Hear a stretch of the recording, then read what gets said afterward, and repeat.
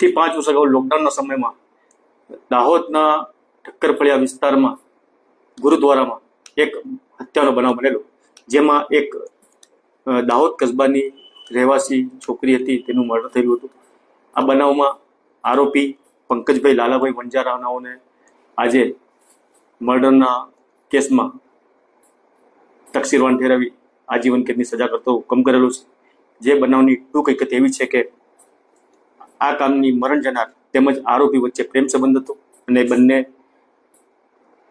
પ્રેમમાં હતા અને એ દરમિયાન મરણ જનારના અન્યત્ર લગ્ન નક્કી થયેલા અને જેની લગ્નની તારીખ 10/7/2020 રોજની હતી અને 8 તારીખના રોજ તેણી દાહોદ આવતા ખરીદી માટે દાહોદ આવતા આરોપીએ તેણીને મળવા માટે બોલાવ્યા અને જણાવેલ કે તું મને મળવા નહીં આવે તો તારા લગ્ન નહીં થવા દો તેવી જાણ કરતા મરણ જનાર તેમજ ફરિયાદી આરોપીને 8/7/2020 રોજ ગુરુદ્વારામાં મળવા માટે ગયેલા અને ત્યાં બંને જણા અંદર મળતા હતા અને એ દરમિયાન ફરિયાદીને કહેલ કે તું બહાર જા, 10 મિનિટ અમે વાત કરીને આવીએ છીએ. અને ફરિયાદી બહાર બેઠેલા અને આરોપી અને મરણ જનાર બંને વાતો કરતા એ દરમિયાન જ્ઞાનીજી આવેલા. જ્ઞાનીજીએ કહ્યું કે ગુરુદ્વારામાં વાત ના કરો, તમે બહાર જઈને બેસો ને બહાર વાત કરો તેમ કહેતા જ્ઞાનીજી જતા રહેલા અને ત્યાર પછી તેઓ બહાર આવીને બાકડા પર બેઠેલા બાથરૂમની સામે અને બાકડા પર બેસીને વાતો કરતા. એ દરમિયાન આરોપીએ એક ફેસબુક પર પોસ્ટ અપલોડ કરેલી, જે પોસ્ટમાં એમને લાઈફ સ્ટાર્ટ, લાઈફ ક્લોઝ અને બંનેના ફોટા સહિતની એક પોસ્ટ અપલોડ કરેલી.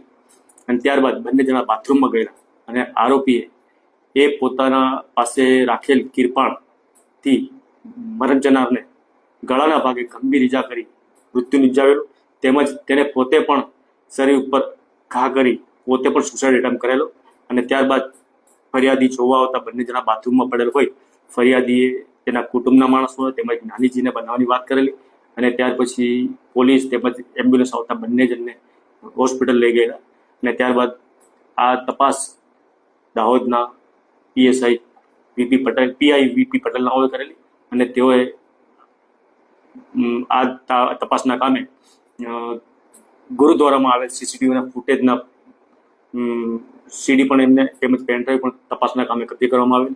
તમામ પુરાવો નામદાર કોર્ટમાં લેવામાં આવે. જ્ઞાનીજી પણ સહાયક તરીકે હતા અને આ તપાસમાં ડૉક્ટરશ્રીનો પુરાવો, ઇન્વેસ્ટિગેશન ઓફિસરનો પુરાવો તેમજ FSL અધિકારીના પુરાવા તેમજ હાઈકોર્ટ તેમજ સુપ્રીમ કોર્ટના જજમેન્ટોને ધ્યાને રાખી આરોપીને આજરોજ આજીવન કેદની સજા તેમજ ₹10,000નો દંડ અને દંડ ન ભરે તો 6 માસની સાદી કેદની સજા ફરમાવતો હુકમ કરેલો છે. આપનું નામ છે? મારું નામ જીતેશ રમેશ લાલપુરવાલા, મદદની સરકારી વકીલ દાહોદ.